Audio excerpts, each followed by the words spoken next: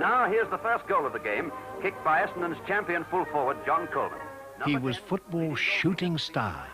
With 10 goals in his first game and 100 in his first season, John Coleman became a magnet for the crowds. And of those lucky enough to be teammates, like centreman Alan Dale, pictured here with Coleman and Bill Hutchison, none ever equalled Coleman. I think really that we were blessed to play with him. He was such a brilliant player. Well, he was a great mark, and a great mark and a magnificent kick, and he was fast. And I'm quite sure had Coleman played centre half back or any other position, he would have been a star. You could jump over that roof. Just thrilling. Absolutely thrilling to see him rise in the pack and go way above them. I don't think I've seen one better than him. I know, you know, Ablett and those players today, the Locketts, but John Coleman was such a magnificent player. If Gary Ablett's good and you think Coleman's better, how do you paint a picture of that? And so the stage is set. Just on 100,000 people are ready to witness the 1950 Grand Final. So big is the crowd, they're on the oval. They're sandwiched between the fence and the boundary line. Like Pratt before him and Hudson a generation later, Coleman made the turnstiles click. With his movie star looks and business brain, you can't help thinking he was born 30 years too early. The ground would only hold about 28,000, and there'd always be 35,000 in the ground packed. And Coley had a following. There'd be about 5,000 behind the goals crammed, and playing in the centre at quarter time, you think, what's going on? The whole 5,000 would move from one end. You'd think there was a fight going around the other end. Then at half-time, back they'd go again.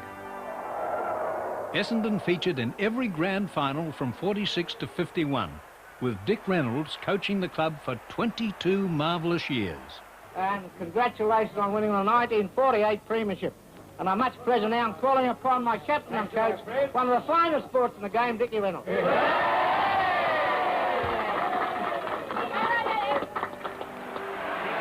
through as they run out onto the mighty Melbourne Arena. Opposing teams were blighted by Coleman fever, especially the way Reynolds and Hutchison fed him. Defenders tried everything to stop his prodigious leap, even converging on him in packs of 4. But each time he dug himself out of the ground. Essendon won flags in 49 and 50, but the continual harassment tormented Coleman to breaking point. John was the sort of bloke that wouldn't cop it, he'd hand it out as well. You know, he didn't just take it.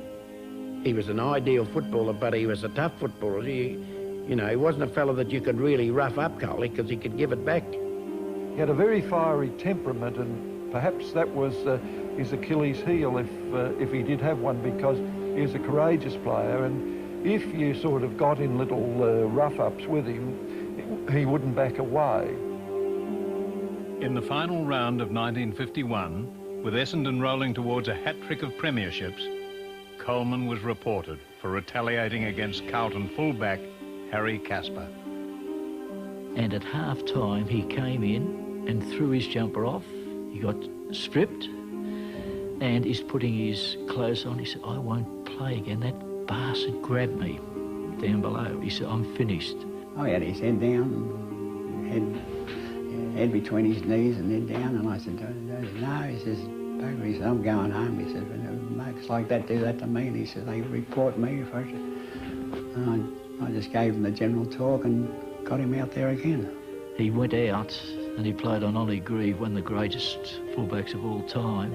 He kicked 5 goals in the next 5 minutes. The tribunal suspended Coleman for 4 matches.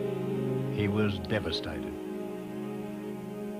So, while Coleman watched from the press box, Essendon lost the grand final to Geelong by 11 points. But I think if he had played in the 51 grand final against Geelong, I think the result may have been different. In the 8th round of 1954, a week after kicking 14 goals against Fitzroy, Coleman fell awkwardly. dislocated his knee and never played again. As a footballer, that's the last we saw of him. Finished at 25. Kicked 540 goals, near as Demmett. Played only 98 games. Finished at 25. A tragedy. I don't think we ever really saw the best of him, but he was a sensational mark, incredibly quick player, and a reasonably accurate kick for goal.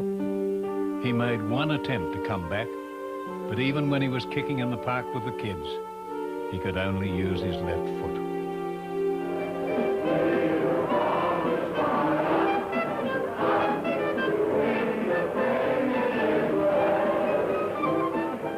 In 1961, Coleman replaced Reynolds as coach, winning premierships in 62 and 65. One of the few great players of enormous natural ability that was able to coach a premiership side. Very few great natural ability players have become great coaches. Well, to all you boys, I don't know whether you can hear me or not, but how would you live against these boys playing today? Firstly, you, John Coleman. How would I what, Lou? How would you go against these fellas playing today? Wouldn't get a kick. What about you? And he was a great athlete, great player, wonderful coach, and it's most unfortunate that his passing was so untimely, really. John Coleman was only 44 when he died suddenly in 1973. His life, like his football career, was tragically brief.